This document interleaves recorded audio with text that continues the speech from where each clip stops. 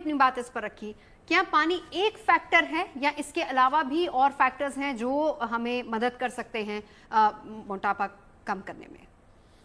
देखिए, जैसे हमारे मित्र वली जी ने बोला कि पानी एक्चुअली मोटापा कम नहीं करता है डायरेक्टली, इनडायरेक्टली ऐसे करता है कि जब आपको सैटिस्फैक्शन या फुलनेस या आप लगे हाँ पेट मेरा आधा भरा हुआ है, एक चौथाई भरा हुआ है, ऑटोमेटिकली आप खाना कम खाएंगे।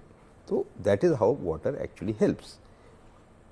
ज़्यादा जो हेल्प करता है आज की तारीख में, सब लोग जितने एक्सपर्ट्स हैं, वो एक तो पोषण कंट्रोल, कितनी मात्रा में आप खाते हैं।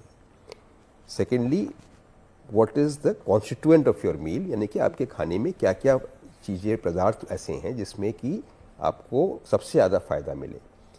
तो रफली 20 to 30% फाइबर, जैसे कि हरी सब्जियों में होता है, तकरीबन 30% के आसपास प्रोटीन, फिर उसके बाद 20% फैट। ये बता रहा हूँ एवरेज है, कुछ लोग के ज़्यादा हो, कुछ लोग के लिए कम होगा, और बाकी जो बचा 20 से 30% वो कार्बोहाइड्रेट आइडियल माना जाता है। और जिस क्रम में मैंने बोला उसी तरीके से अगर आप खाएं, यानी सबसे पहले अगर आप फाइबर लेते हैं, उसके बाद प्रोटीन, उसके बाद फैट और फाइनली कार्बोहाइड्रेट, तो चीज़ें जो है बहुत फ़र्क पड़ ठीक है। अब डॉक्टर साहब एक चीज़ जो मैं आपसे इसका जवाब चाहूँगी, अब आपने कहा कि ठीक है हम फाइबर की मात्रा उतनी ले सकते हैं, लेकिन हम जब प्रोटीन की मात्रा लेते हैं, एक छोटा सा एग्जांपल आपको देती हूँ, अगर दाल बन रही है, एक कटोरी दाल में कितना प्रोटीन होगा, और वो जो दाल बनेगी हम तो उसका एक छोटा सा पोर्शन खाएंगे, क्या उतना प्रोटीन बहुत होता है? क्योंकि फिर आप वही कह रहे हैं कि पोर्शन आप कम कीजिए, अगर हम पोर्शन कम करते हैं तो क्या पोर्शन कम करके हमको वो प्रोटीन मिल रहा है अपने बॉडी के लिए?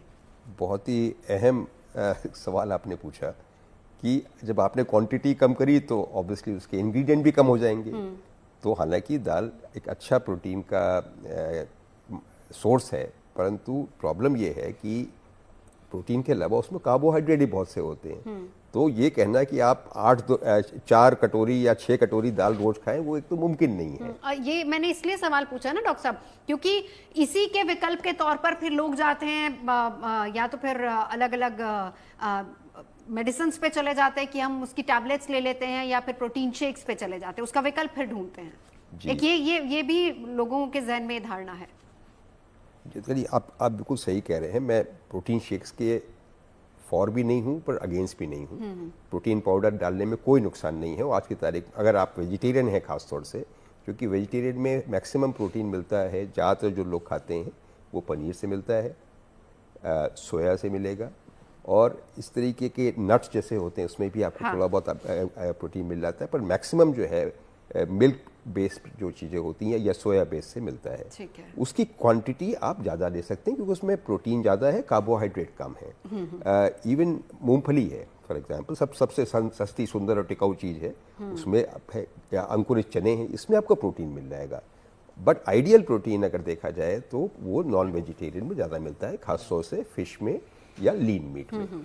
पर अक्सर लोग किसी वजह से अगर प्योरली वेजिटेरियन खाना खाना चाहते हैं तो उनके लिए विकल्प रिलेटिवली कम है। उनमें हम सजेस्ट करते हैं कि आप प्रोटीन सप्लीमेंट लें तो कोई नुकसान नहीं है, खासतौर से वे प्रोटीन। ठीक है, मोटापे के खिलाफ जंग, और इसी पर हम आज चर्चा कर रहे हैं। आईसीएमआर की रिपोर्ट आई है, पानी कितना बड़ा रोल प्ले करता है हमारे वजन को कम करने के लिए, और इसके अलावा क्या क्या और फैक्टर्स हैं, शरीर को किस चीज की ज्यादा जरूरत है, और साथ ही साथ सर्जरीज कितनी हेल्प करती हैं, इन सभी पहलुओं पर चर्चा हो रही है। ब्रेक पर जाने से पहले डॉक्टर रवि ने अपनी बात रखी कि पोषण कंट्रोल बहुत जरूरी है। डॉक्टर मोहसिन जाता था डॉक्टर साहब कि ब्रेकफास्ट जो है वो आपका किंग साइज होना चाहिए, और मुझे अभी पता चला है डॉक्टर साहब के जरिए कि भाई अब वो धारणा बहुत पुरानी हो चुकी है।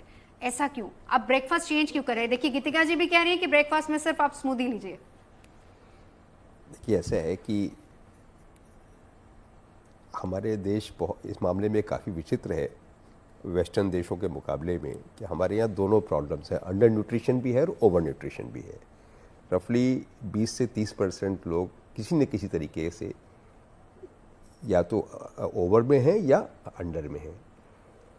जो आपका सवाल था कि भाई breakfast like a king and then dinner like a pauper, यानी कि आप कम खाएं डिनर पे और मैक्सिमम अगर आपका जो एक बड़ा मील लेना है वो ब्रेकफास्ट है, वो एक ज़माने के लिए रिकमेंडेशन थी।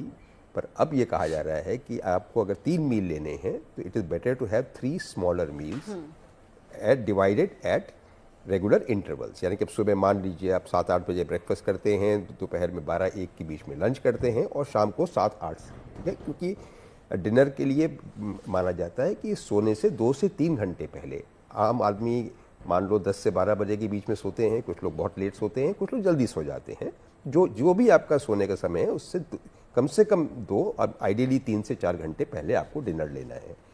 तो होता यह है कि आपने हैवी ब्रेकफास्ट कर लिया, बिल्कुल आप पूरे 5 स्टार होटल में गए, आपने बुफे मिला, आपने सब तरीके डोसा भी खा लिया और सूप भी ले लिया और जूस भी ले लिया, अंडे भी खा लिए वगैरह वगैरह, तो आपका जो शुगर स्पाइक होगा वो एक तरीके से भीमकाय होगा।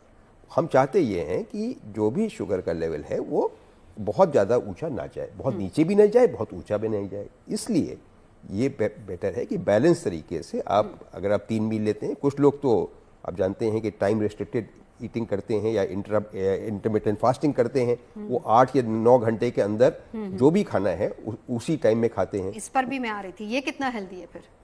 अब इसके देखिए दोनों पहलू हैं। कुछ लोग कहते हैं यही एक कायदे की चीज़ है, कुछ लोग कहते हैं कि नहीं, आपको 3 में डिवाइड करना चाहिए। 100% आपके इस प्लेटफॉर्म से कहना तो मैं नहीं कहूँगा, नहीं, हम बाकी डॉक्टर्स की राय इस पर ले लेंगे। डॉक्टर